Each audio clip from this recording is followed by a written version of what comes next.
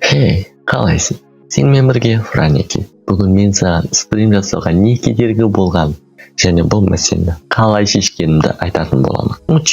Кеттік. Сендерден бір сұрағым бар. Сендер Қазақстанда қандай интернетті қолданасыңдар? Мына мен өкінішке орай қаламдағы жалғыз интернет компания Қазақтелекомның керемет интернетін пайдаланамын. Әрине бұлғау сөздер пайдаланғаным үшін кешірім сұраймын.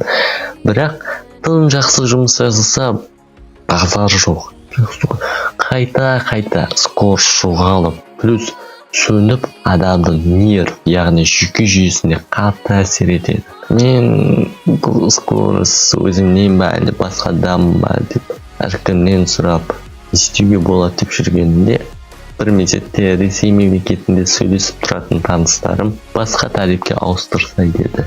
Егер де бұл адамдар айына 5000 теңгелік тарифтегі интернетпен дұрыс жұмыс істей алмаса, басқа тарифтің қалай жұмыс істейтінін Құдай сақтасын. Білмеймін, нервті әбден құртатын шығар. Ол танысым менен сонда тарифте секундына қанша мегабайт скорость деп сұрағанда, небәрі 3-ақ мегабайт екенін айтқанда таң қалды. Неге дейсіздер?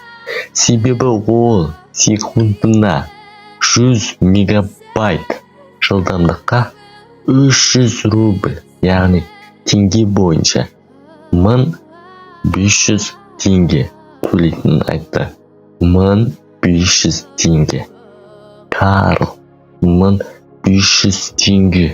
Мен секундына 3 мегабайт жылдамдыққа 5000 теңге төлеймін.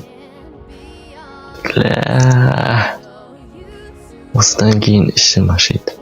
Сіздер интернетке қанша төлейсіздер? Және қанша жылдамдық аласыздар? Соны жазып кетсеңіздер. Бірақ бұл мен тоқтата алмайды. Мен әлі стрим жүргізе беремін.